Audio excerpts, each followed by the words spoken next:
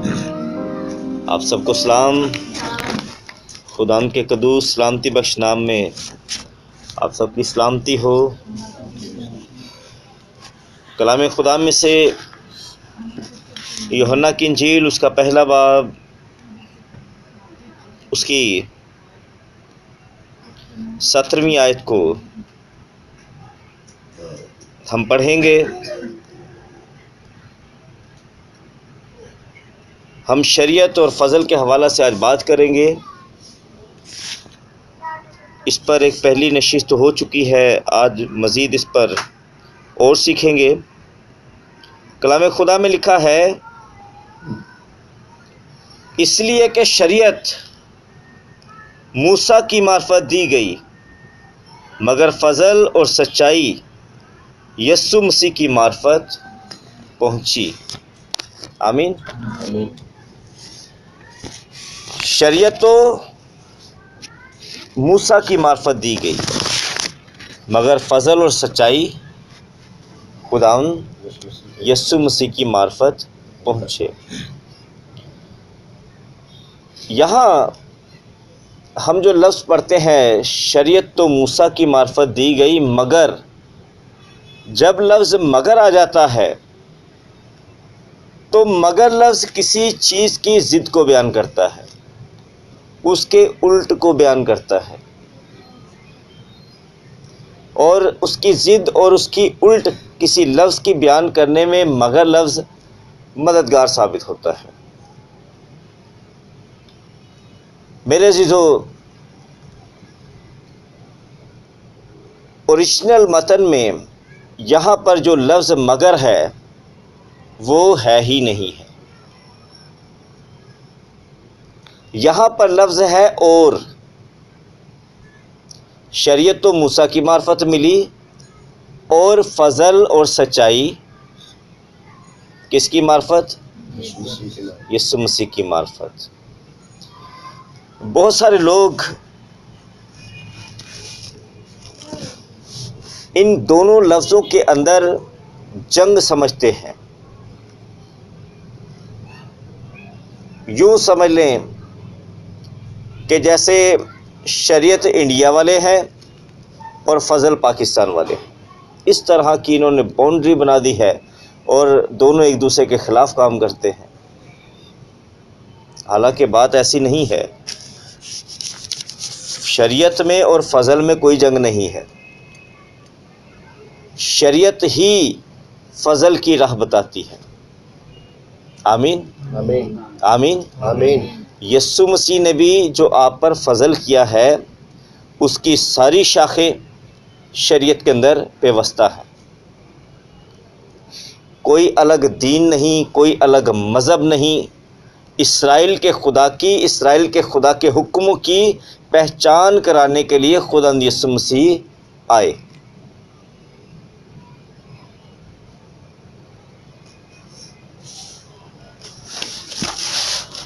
میرے عزیزو، شریعت کو اور فضل کو بہت سارے لوگ اپنے کئی طریقوں سے اسے بیان کرتے ہیں۔ زیادہ تر تو شریعت کی مخالفت کے لیے اس آیت کو لیتے ہیں، اور میں آپ کو دعوے کے ساتھ کہتا ہوں، ایسے لوگ ڈبل مائنڈڈ ہیں۔ انہوں نے بائبل نہیں سیکھی، بائبل کو ٹھیک طرح سے سیکھا ہی نہیں ہے۔ صرف لوگوں کی بنائی ہوئی تھیوریاں یا بڑے بڑے اسپیکرز کی، پریچرز کی، ٹیچرز کی انہوں نے کتابیں پڑھ لی ہیں، اور ان کے اوپر کسی کی بنائی ہوئی تھیوری کے اوپر وہ بات کرتے ہیں، اور پھر کہتے ہیں ویکھیا روح نے ساڈے تے بھیت کھولیا۔ روح القدس ایسا کوئی بھید نہیں دیتی کہ جس میں شریعت کی نفی کر دی جائے، جس میں شریعت کو برا کر کے پیش کیا جائے۔ خدا کی روح ایسی کوئی ترغیب نہیں کسی بندے کو دیتی۔ شریعت کے مخالف ہمیشہ سے وہ لوگ رہے ہیں جنہیں شریر کہا گیا ہے۔ عزیزو،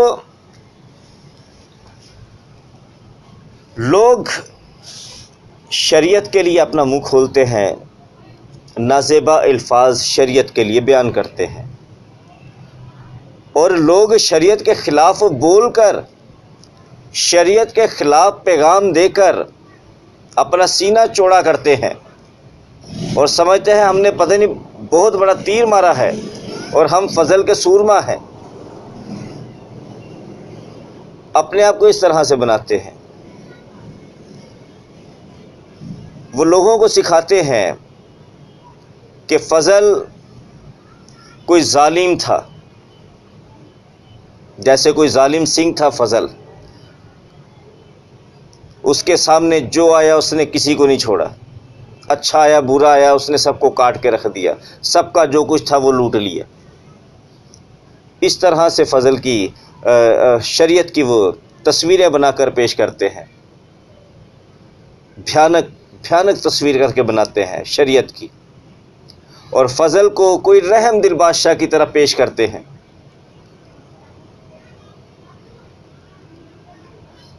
جو کسی کا قصور بھی ہوتا ہے اس کو کہتا ہے جا ٹھیک ہے سب کچھ صحیح ہو گیا ہے۔ میرے عزیزو، اگر محبت کے ساتھ شریعت میں جھانک کر دیکھیں تو معافی کی گنجائش شریعت میں تھی۔ معافی کے طریقہ کار کا ایک پورا پلندہ شریعت میں ہمیں ملتا ہے، پاکیزگی کا پلندہ پورا شریعت میں ہمیں ملتا ہے۔ یسوع مسیح نے ایک کوڑی سے کہا کیا تو پاک صاف ہو چکا ہے تو اپنے تئیں جا کے جو تیری نظر شریعت کے مطابق بنتی ہے وہ گزران۔ بھائی اگر یسوع مسیح کو پتہ تھا کہ شریعت کسی ظالم سنگھ کا نام ہے اور میں اس سے کشتی کرنے آیا ہوں تو وہ کبھی بھی نہ کہتا کہ جا بھائی شریعت کی مان۔ ہر جگہ پر اس نے شریعت کا بیان کیا ہے، کہیں بھی ایسا نہیں ہے کہ یسوع مسیح نے شریعت سے ہٹ کر بات کی ہے، کہیں بھی ایسا نہیں ہے۔ عزیزو، لوگوں کے ذہنوں میں دراصل کچھ اس طرح کی تصویر بنی ہوئی ہے کہ جیسے شریعت کوئی خوفناک درندہ ہے۔ مثال کے طور پر شریعت ایک خونی شیر ہے جو کسی دیہات میں گھس آیا یا کسی شہر میں آ گیا، اور جو شخص اس کے سامنے آیا اس نے اسے چیر پھاڑ دیا، اور پھر خدا یسوع مسیح آئے، انہوں نے شریعت کے اس شیر کو قابو میں کیا اور اسے قید کر دیا، اور یسوع مسیح جیت گئے، اور پھر اس نے کہا تم سب آزاد ہو، جو تمہارا جی کرتا ہے وہ کرتے جاؤ۔ یہ ساری سٹوری نا ایسے لگتی ہے جیسے کسی رنگ ماسٹر کی ہے جس نے کسی خونی شیر کو، سر پھرے شیر کو قابو میں کر لیا۔ ایسا ہرگز نہیں ہے۔ نہ تو شریعت اور یسوع مسیح دو پہلوان ہیں، یا شریعت اور فضل دو پہلوان نہیں ہیں جن کی کشتی ہوئی، ایسا کچھ نہیں ہے۔ اور نہ ہی شریعت کے ساتھ یسوع مسیح نے کشتی کی، نہ شریعت کوئی خونی درندہ ہے جس کے ساتھ یسوع نے مقابلہ کیا، بلکہ شریعت یسوع مسیح کے سر کا تاج ہے۔ آمین۔ شریعت یسوع مسیح کا لباس ہے، شریعت یسوع مسیح کا عصا ہے جس کے ساتھ وہ قوموں پر حکومت کرنے کے لیے آنے والا ہے۔ آمین۔ شریعت یسوع مسیح کا بول ہے جس کے سبب سے وہ امتوں کو جو ہے وہ سزا دے گا۔ جسے کہتے ہیں نا کہ یسوع مسیح کے منہ سے دو دھاری تلوار نکلتی ہے، بھائی وہ شریعت ہے، وہ خدا کا قانون ہے۔ یسوع مسیح سر کے بال سے لے کر پیر کے تلوے تک شریعت کے اندر لپٹے ہوئے نظر آتے ہیں۔ ہاللیلویا۔ بھائی شریعت یسوع مسیح کے سر کا تاج ہے، اور ہم کہتے ہیں کہ اس کا جلال ہے۔ آمین آمین۔ کس طرح سے؟ جب ہم کہتے ہیں نا کہ اے خدا تیرے فیصلے راست ہیں جب ہم یہ کہتے ہیں کہ وہ صادق القول ہے اور اس نے نور کو لپیٹ رکھا ہے، تو شریعت نور ہے، شریعت نور بخشتی ہے۔ آمین آمین۔ آمین۔ اس کا لباس راست ہے، وہ راست بازی کی پوشاک اوڑے ہوئے ہے، اور عدل کے ساتھ وہ اپنے آپ کو کمر بستہ کیے ہوئے ہے، اور یہ ساری باتیں شریعت سے وابستہ ہیں۔ آمین۔ کہ خداوند یسوع مسیح اپنے قانون کو نہ توڑتا ہے اور نہ بدلتا ہے۔ ہلیلویا۔ ہلیلویا۔ اب دیکھیں لوگ کس طرح سے اس کا بیان کرتے ہیں اور بائبل کس طرح سے اس کا بیان کرتی ہے۔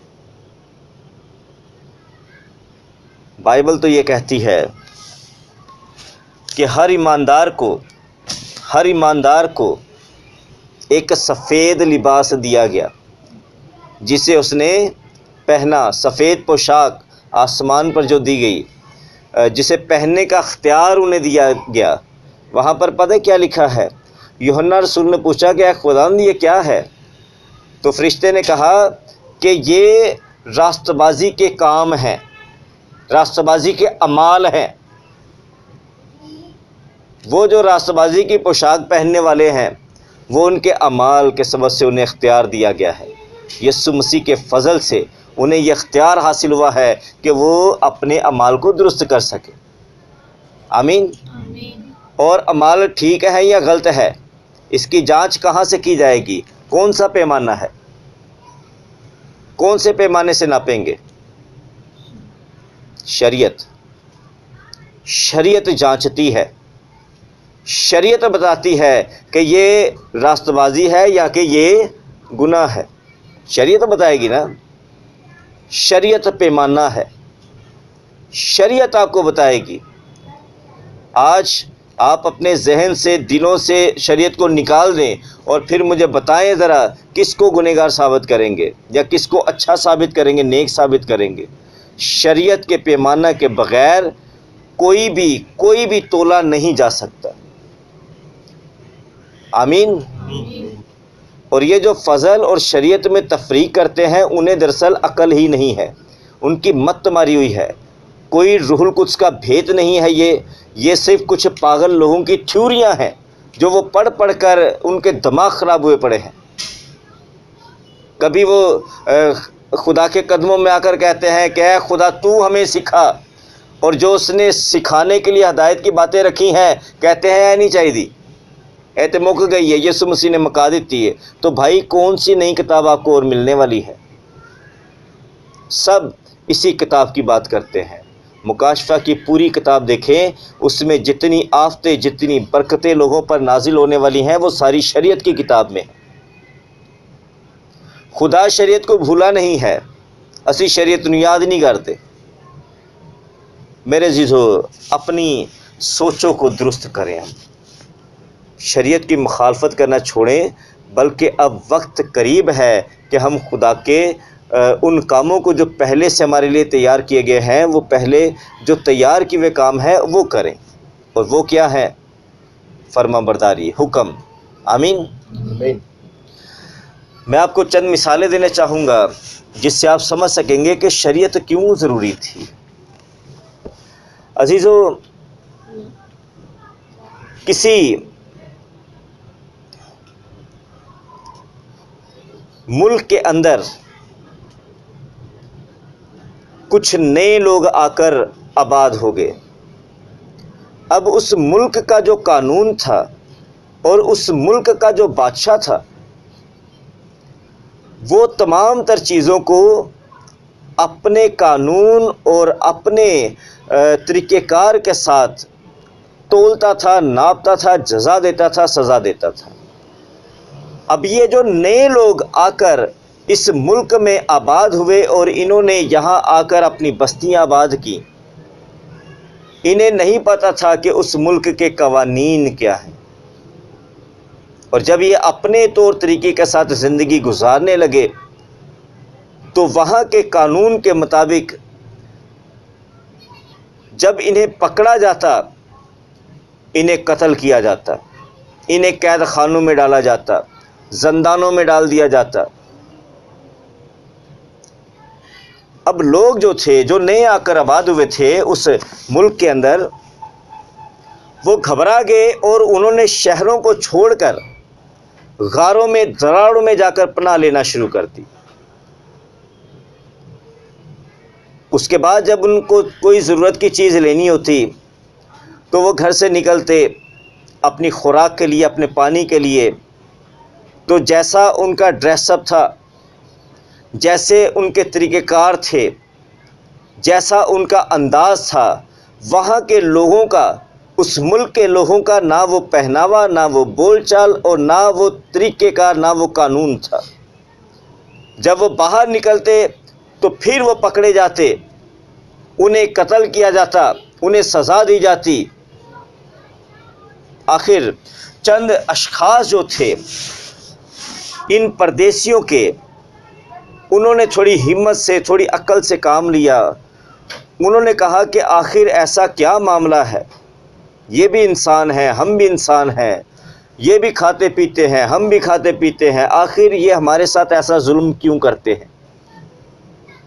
انہوں نے، چند عقل مند آدمیوں نے ہمت کی اور آگے بڑھے اور اس ملک کے کچھ مشیروں سے اور کچھ وزیروں سے ملاقات کی۔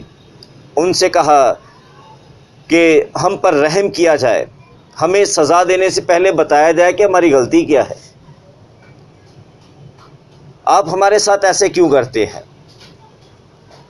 کرتے کرتے درخواست جو ہے ان کی بادشاہ تک پہنچی، تو بادشاہ نے ان سے کہا کہ انہیں یہاں کے طور طریقے سکھائے جائیں، انہیں تعلیم دیں کہ اس ملک میں رہنے والوں کو کیا پسند ہے اور کیا نہیں پسند، بادشاہ کا قانون کیا ہے، بادشاہ کیا چاہتا ہے، بادشاہ کی مرضی کیا ہے۔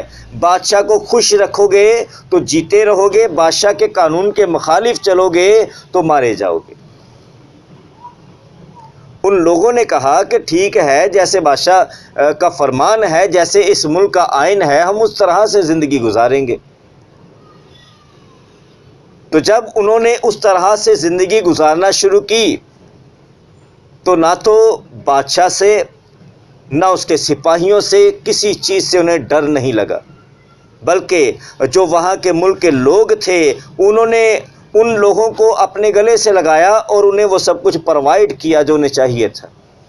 پر اس کے باوجود بھی اگر کوئی بادشاہ کی نہیں مانتا تھا تو اسے سزا ملتی تھی۔ میرے عزیزو، دراصل شریعت دینے کا مقصد یہ تھا، انسان جو اس زمین پر تھا، جسے اس زمین پر بھیجا گیا، اس نے جب اپنی مرضی سے، جو اسے پسند تھا، جو ناپسند تھا، وہ اپنی مرضی سے کیا جا رہا تھا، اپنے مالک کی، اپنے بادشاہ کی پرواہ نہیں کر رہا تھا، تو خدا زمین پر وقتاً فوقتاً اپنے نبی بھیج کر ان کو اطلاع کرتا رہا، سکھاتا رہا، سمجھاتا رہا۔ جب وہ نہ مانے تو پھر نوح کے دور میں پوری نسل انسانی کو خدا نے جو ہے وہ غرق کیا۔ اس کے بعد ہم دیکھتے ہیں گاہے بگاہے کبھی سدوم اور عمورہ میں جو ہے وہ خدا آفت لاتا، اور کبھی کسی بادشاہ کے اوپر کسی دوسرے بادشاہ کو چڑھا دیتا، اور لعنت اور از حد لعنت اور موت کے ہاتھ تمام تر نسل انسانی بکی ہوئی تھی۔ خدا نے جو اپنی شریعت اپنے لوگوں کو اسرائیل کی زبانی عطا کی تھی، اس کا مقصد یہ تھا کہ تم اس شریعت کی بات پر عمل کرو اور جیتے رہو۔ ہم دنیا میں اپنی مرضی کے ساتھ نہیں چل سکتے، کیونکہ یہ دنیا میری نہیں ہے، آپ کی نہیں ہے، اس کا مالک یہوہ بادشاہ ہے۔ ہمیں اس کی مرضی کے مطابق زندگی کو گزارنا ہے۔ اگر وہ اپنا قانون ہمیں دیتا ہے، اپنی شریعت دیتا ہے، تو وہ ہمیں جینے کا حق دیتا ہے، وہ ہمیں جینے کی راہ بتا دیتا ہے کہ اس طرح سے چلو گے تو تم کبھی نہ مرو گے۔ آمین آمین آمین۔ شریعت کی باتوں کے بارے میں میں اکثر ایک بات کے اوپر چیلنج کرتا ہوں، اور آج بھی اس بات پر چیلنج کرتا ہوں کہ کسی بھی شریعت کی بات کے اوپر انگلی رکھ کر بتا دیں اور کوئی شخص یہ دلیری کے ساتھ کہے کہ اسے اس حکم کو نہیں ہونا چاہیے تھا. یہ جتنے بھی شریعت کے خلاف باتیں کرنے والے ہیں، ایک پادری، ایک پروفیسر، ایک ڈاکٹر بھی ایسا نہیں نکلے گا جو شریعت کی کسی بات پر، کسی حکم پر انگلی رکھ دے اور کہے اسے نہیں ہونا چاہیے تھا. جب تم میں اس کی مخالفت کی دلیری نہیں ہے، جب پوائنٹ آؤٹ نہیں کر سکتے، تو اس کے خلاف باتیں کرنا بھی بند کر دیں. آئیں ہم مل کر خدا کی شریعت کو سیکھیں کہ خدا کی شریعت زہر ہے یا کہ زندگی ہے، وہ ظالم ہے یا کہ خدا کا رحم ہے، وہ ہم سے جینے کا حق چھینتی ہے یا کہ ہمیں جینے کی راہ بتاتی ہے. آئیں خدا کے کلام پر ہم دل لگائیں اور جیسے وقتاً فوقتاً خدا ہم سے چاہے گا ہم اس پر بات کرتے رہیں گے اور سیکھتے رہیں گے. آمین. آئے اپنے سروں کو خدا کے حضور میں جھکائیں. سب سر خدا کے حضور میں جھکیں. ہم دعا کریں.